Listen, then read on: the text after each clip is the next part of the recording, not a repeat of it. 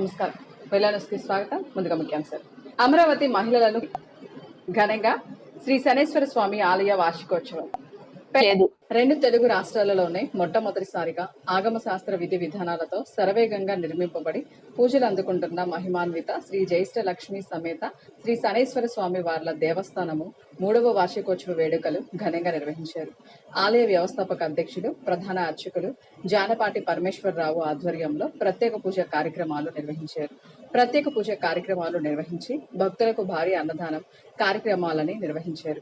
శనిదేవుని జ్యేష్ఠ దేవుల కళ్యాణం ప్రతి సంవత్సరం జూన్ 9వ తారీఖున వార్షికోత్సవ వేడుకలలో భాగంగా అత్యంత వైభవంగా నిర్వహించడం జరుగుతుందని ఆలయ ప్రధాన అర్చకులు, ఆలయ వ్యవస్థాపక అధ్యక్షులు జానపాటి పరమేశ్వరరావు ఈ సందర్భంగా తెలియజేశారు. మహిమాన్విత శ్రీ జ్యేష్ఠ లక్ష్మీ సమేత శనేశ్వర స్వామివారి దేవస్థానం నందు 3వ వార్షికోత్సవ వేడుకల్లో భాగంగా ఈరోజు వేకువజామునే స్వామివారికి సుప్రభాత సేవ, మహాగణాధిపతి పూజ మరియు శ్రీ జ్యేష్ఠ లక్ష్మీ శనేశ్వర స్వామివారుల కళ్యాణ మహోత్సవాన్ని ఏర్పాటు చేయడం జరిగింది.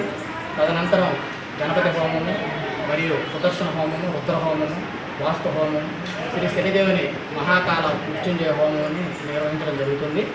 తదుపరి ఈరోజు మధ్యాహ్నం 12 గంటల నుండి భక్తులకు అన్నదాన కార్యక్రమం కూడా ఏర్పాటు చేయడం జరిగింది. కాబట్టి ఈ యొక్క కార్యక్రమంలో పాల్గొన్నటువంటి అందరికీ కూడా ప్రత్యేకమైనటువంటి ధన్యవాదాలు, కృతజ్ఞతలు తెలుపుకుంటున్నాం. ఈ యొక్క ఆలయం మన 2 తెలుగు రాష్ట్రాల్లో కూడా అత్యంత అరుదుగా మొట్టమొదటిసారిగా మన వెనుకొండపట్నం నగర శివారులో అత్యంత శరవేగంగా నిర్మాణమై పూజలు అందుకుంటున్నటువంటి మహిమాన్విత దేవాలయం శ్రీ శనేశ్వర స్వామి దేవస్థానం. ఈ యొక్క ఆలయం యొక్క ప్రత్యేకత ఏంటంటే శ్రీ జ్యేష్ఠాదేవి మాత ఈ యొక్క ఆలయంలో ప్రతిష్ఠించబడి కొలువై ఉండటం అనేది ఈ యొక్క ఆలయం యొక్క విశిష్టత. అంతేకాదు ఈ జ్యేష్ఠ లక్ష్మీ శనిదేవుని యొక్క కళ్యాణం కూడా మన 2 తెలుగు రాష్ట్రాల్లో కూడా ఎక్కడా కూడా నిర్వహించబడదు. ఇక్కడే మనం వార్షికోత్సవ వేడుకల్లో భాగంగా సంవత్సరానికి ఒకసారి ఈ యొక్క కళ్యాణ మహోత్సవాన్ని నిర్వహించుకుంటున్నాము. అయితే జ్యేష్ఠ లక్ష్మీ అమ్మవారు మహాలక్ష్మీదేవికి సోదరి, అంటే అక్కగారు. ఏమని జ్యేష్ఠ అని అంటే ఏంటంటే ఉన్నతమైంది, పెద్దది అనేటువంటి అర్థము. అటువంటి జ్యేష్ఠాదేవిని వివాహం చేసుకోవడం వల్ల శనిదేవుడు కూడా ఈ యొక్క నవగ్రహాలలో ప్రత్యేకమైనటువంటి గుర్తింపు స్థానాన్ని పొందడానికి చెప్పేసి పురాణాలు తెలియజేస్తూ ఉన్నాయి. అటువంటి జ్యేష్ఠాదేవి మరియు శనేశ్వర స్వాముల కళ్యాణాన్ని ఈ యొక్క వీక్షించడానికి భక్తులందరూ కూడా ఎంతో వ్యయ ప్రయాసాలు ఉన్నాయి. ఈ యొక్క తమిళనాడు రాష్ట్రానికి వెళ్ళడం జరుగుతుంది.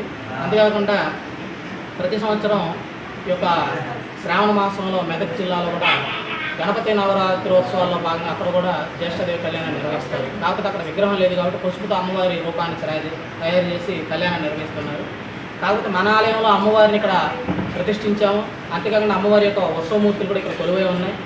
కాబట్టి ఈ యొక్క ఆలయంలో నిర్వహించేటువంటి ఈ యొక్క కళ్యాణాన్ని అందరూ కూడా గ్రహించి దీని యొక్క విశిష్టతను తెలుసుకొని ఈ యొక్క కళ్యాణాన్ని వీక్షించి తిలకించి జ్యేష్ఠలక్ష్మి శనేశ్వర స్వామి వల్ల దివ్యానుగ్రహానికి మెండుగా పాల్గొనడానికి కోరుతున్నాం.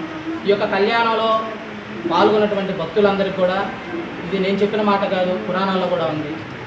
జ్యేష్ఠాదేవి అందించేటువంటి వరాలు ఏంటంటే శ్రేయస్సుని, ఆయుష్ని, ఆరోగ్యాన్ని, మానసిక ప్రశాంతతను అందిస్తుంటున్నాము.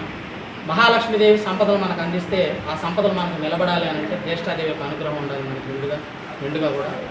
ఎన్ని సంపదలు ఉన్నా కానీ మనశ్శాంతి, అశాంతి అలజడులు ఉంటే దానికి ఉపయోగం లేదు. అటువంటి అశాంతి అలజడులను తొలగించి శ్రేయస్సుని, మనిషిని ఉన్నతమైన మార్గంలో ప్రయాణించడానికి జ్యేష్ఠాదేవి ఎంతో కృషి చేస్తుంది.